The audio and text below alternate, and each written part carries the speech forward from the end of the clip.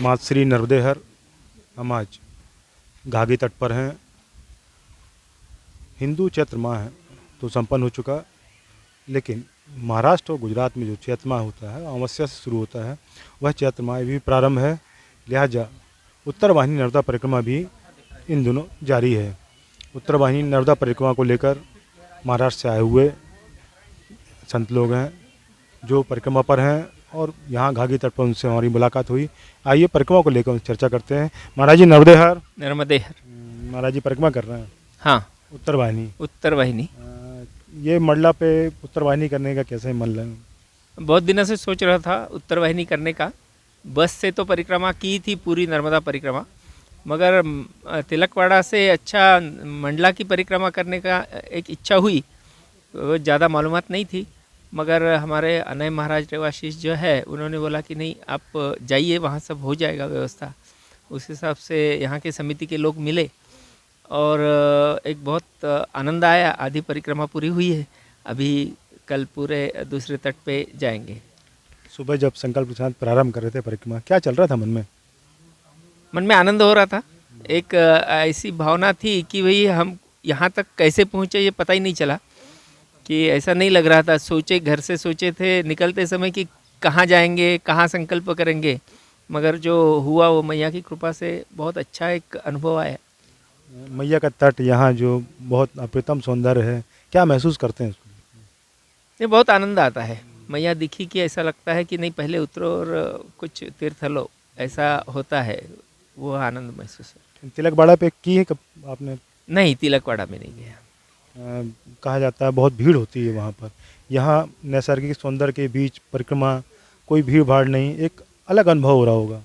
वैसा तो है, जो भीड़ रही तो दर्शन भी नहीं हो पाता। जैसे ओंकारेश्वर से हमने परिक्रमा स्टार्ट की थी पहले, तो ओंकारेश्वर जी का दर्शन भी दूर से लेना पड़ा, मगर यहाँ ऐसा कुछ नहीं है। फ़िलहाल तो ऐसी सिचुएशन है कि हम कहीं भी आनंद से जाके अच्छी इससे बैठ के अपना दर्शन ले सकते हैं। व्यास मंदिर में भी बहुत सुंदर दर्शन हुआ, उसी प्रकार से संगम में भी दर्शन अच्छा हुआ। कुछ अपने बारे में बताएंगे? मैं विनय अंबुलकर, मेरा रहना नागपुर में है और सेवानिवृत्त हुआ हूँ। बहुत दिनों से इच्छा थी कि नर्मदा जी की परिक्रमा करना, तो पिछले साल पूरी परिक्रमा बस से की। तब ऐसा लगा कि पैदल परिक्रमा में होना चाहिए, हिम्मत नहीं हो रही थी, तो मैंने बोला पहले उत्तर वाहिनी तो करके देखे। तो ये 42 किलोमीटर की परिक्रमा करने का एक संकल्प किया। वो ऐसा तय हुआ था 6 तारीख को निकलना और जबलपुर से लेके अनय महाराज रेवाशीष के साथ घूमेंगे, मगर कुछ कारणवश कैंसिल हुआ। मैया की इच्छा नहीं होगी ऐसा लग रहा था, मगर एक संकल्प था कि करना ही है, ऐसा समझ के खुद ही निकल पाए। हमारे भाई साहब हैं, उनको भी आग्रह किया कि चलो हम चलते हैं। गाड़ी लेके निकले, तब तो कुछ तय नहीं था किसको मिलना है क्या है, थोड़ा सा फ़ोन फान जितना मिला था उतना किया था, मगर यहाँ आने के बाद ऐसा महसूस ही नहीं हुआ, घर जैसा महसूस हुआ कि हमको कुछ तकलीफ़ नहीं हुई। गवर्नमेंट जॉब में थे? हाँ, गवर्नमेंट जॉब में, अर्नस फैक्ट्री में था। माई नर्मदे हर। नर्मदे हर। कैसा लग रहा है माई? बहुत अच्छा लग रहा है। यहाँ पे आने के बाद ऐसा लग रहा है कि जैसे मेरी बहुत दिनों की जो इच्छा थी वो पूरी हो गई है। यानी पैदल परिक्रमा का मेरा पूरा परिक्रमा का विचार था, पर हिम्मत नहीं हो रही थी, इसलिए मैंने सोचा पहले उत्तर वाहिनी करना चाहिए करके। तो आज मेरा ये यहाँ तक घाघा में आके तक कल हो पाएगी। घर पे कौन कौन है? घर में मेरे एक बेटी है, एक बेटा है, दोनों पूना में है अभी।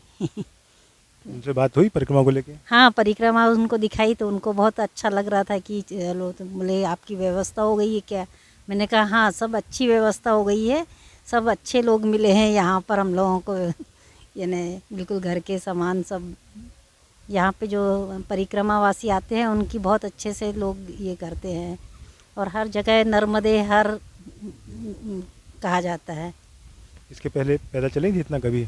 नहीं, इसके पहले कभी भी मैं इतना पैदल नहीं चली। क्या लगता है रोज़ चलना चाहिए पैदल इतना? हाँ, अभी लगने लगा है कि नहीं, अब फिर से एक बार और करना चाहिए परिक्रमा, चलना चाहिए।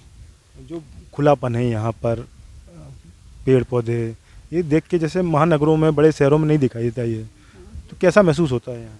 यहाँ पे बहुत ही अच्छा लग रहा था। जब हम लोग आ रहे थे तो पूरा जंगल और एक साइड से नर्मदा मैया दिख रही थी और एक साइड से जंगल का सब, तो बहुत ही आनंद आ रहा था, अच्छा लग रहा था।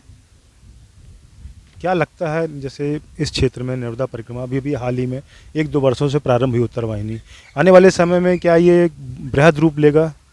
हाँ, लग रहा है कि अभी यहाँ पे बहुत अच्छा यदि ये हो सकता है। आप लोगों के समान सब लोगों ने सबको यानी ये की मद हेल्प किया तो सब अच्छे से यानी परिक्रमा कर पाएंगे सब।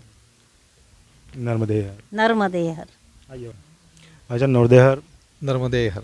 परिक्रमा पर जी हाँ, जी हाँ। उत्तर वाहिनी उत्तर वाहिनी चैत्र मास की परिक्रमा पर है। कैसे मन हुआ? नर्मदा जी का विशेष आकर्षण बहुत सालों से रहा। मेरी माताजी ने 3 बार वाहन परिक्रमा करी है, तो सबसे ज़्यादा तो वो उल्लासित हुई जब हमने यह तय किया कि हम नर्मदा परिक्रमा करेंगे। तो जो भी हो, चैत्र वाहिनी, चैत्र की हो, उत्तर वाहिनी हो, छोटी हो बड़ी हो, लेकिन नर्मदा परिक्रमा पर अपना बेटा बहू के साथ जा रहा है, वास्तव में वो आशीर्वाद पहले प्राप्त हुआ। और बाकी तो मैया की कृपा है। हमने तो सोचा भी नहीं था कि मतलब हमारे घर वाले क्या हमारे आवभगत करेंगे, इतनी आपने सुंदर व्यवस्था कर रखी है।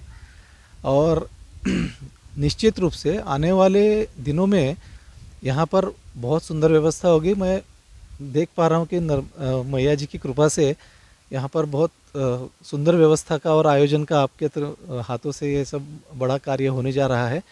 एक विशेष विनंती मेरी ये रहेगी कि यह यात्रा रहे, पिकनिक में ना बदले, तो ये गरिमा बनी रहेगी नर्मदा मैया जी की। यही आपसे प्रार्थना रहेगी। हमारा प्रयास भी वही है।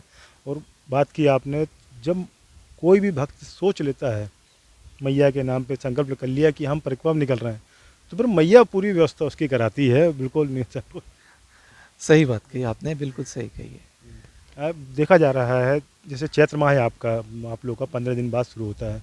अभी भी लगातार महाराष्ट्र से, गुजरात से और कलकत्ता से, पश्चिम बंगाल से लोगों का आने का क्रम जारी है। हमारा आप लोग से ये निवेदन रहेगा कि आप जब अपने प्रदेश में जाएं तो बताएं कि भाई जैसा आपने बोला अभी कि यात्रा परिक्रमा रहे, पिकनिक ना रहे, तो उसी भाव से वो लोग आएँ। बाकी तो हम लोग सेवा में लगे हुए हैं, तो ये निश्चित रूप से हम अभी जब यहाँ से जाएंगे तो आपके बारे में, आपके मैया जी के अनुभव के सब कथन करेंगे सभी से, तो निश्चित रूप से उसी भाव से सब आएंगे। क्या है, जो तट अभी मैया का है, तो हम लोग मतलब नहीं चाहते कि कंक्रीट का जंगल खड़ा हो यहाँ पे। बेसिक व्यवस्थाएं जो हैं कि जैसे वॉशरूम वगैरह हो गए, उसकी जब लोग संख्या बढ़ेगी तो निश्चित रूप से स्टे करने के लिए यहाँ की 2-4 सामुदायिक भवन हों, वो उतना भर मतलब होगा। बाकी चाहेंगे कि भाई खुला रहे तो ज़्यादा बेटर है। क्या कहते हैं आप? निश्चित रूप से जो बेसिक जो है, अन्न वस्त्र निवारा जो कहते हैं, उतना रहे। और हम लोग देखते हैं कि जब तक के रिटायरमेंट नहीं आता, घर के बाहर इतनी लंबी छुट्टियां मिल पाना थोड़ा मुश्किल हो जाता है। और अभी तो जैसे गवर्नमेंट जॉब में बहुत कम लोग रहे हैं, प्राइवेट जॉब में और ज़्यादा कठिनाई है। तो सीनियर सिटीज़न के हिसाब से अगर आप सोचेंगे तो वो भी सुविधा रहे तो अच्छा रहेगा। एक निवेदन और आपके माध्यम से मैं सभी से करना चाहता हूँ जो महाराष्ट्र से आते हैं उन लोग से, कि जैसे आप ना आए, आप होटल में स्टे किया आपने, तो हमारे नर्मदा जी के किनारे बहुत से आश्रम हैं जहाँ बहुत अच्छी व्यवस्था, मैया जी के तट पे भजन पूजन ये वो, और रुकने की व्यवस्था भी अच्छी है। तो जितना हम इन्वेस्ट होटल में कर रहे हैं वो ना करके एक तो मैया जी के तट पे रहें, तो एक फीलिंग वो आती है। दूसरा कि और थोड़ा बहुत सहयोग मान लो हम आश्रम को कर सकते हैं, तो यहाँ के आश्रम सशक्त होंगे आने वाले समय में। तो मैं ये चाहूँगा कि आपको पहले जानकारी नहीं थी तो आप होटल में रुके। मैं बाकी लोगों से कहना चाहता हूँ जो महाराष्ट्र गुजरात से आ रहे हैं, आप संपर्क कीजिएगा। मंडला में बहुत से आश्रम हैं, बहुत सी धर्मशालाएँ हैं और सभी नर्मदा जी के तट पर हैं, आप देख पा रहे हैं। तो वहाँ पे और जिन नंबरों से आप संपर्क कर सकते हैं, तो उन आश्रमों में रुकिएगा आप, और जो आपकी इच्छा हो, जो सहयोग करना चाहें वो सहयोग कर सकते हैं, नहीं करना चाहें तो कोई ज़बरदस्ती भी नहीं है। लेकिन उन आश्रमों का आनंद उठाइए। आप परिक्रमा पे आ रहे हैं, परिक्रमा पे आ रहे हैं तो उस मनोभाव से एक और बहुत आनंद आएगा, ये मेरा कहना है।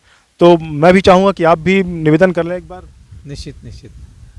सभी से निवेदन रहेगा की हम मराठी बोल सकते हैं. सगळ्या नर्मदा मैयाच्या भक्तांना मी नक्की नम्र विनंती करेल की आत्ता यांनी जे आवाहन केलेलं आहे खरोखर अतिशय उत्तम त्यांनी व्यवस्था ठेवलेली आहे.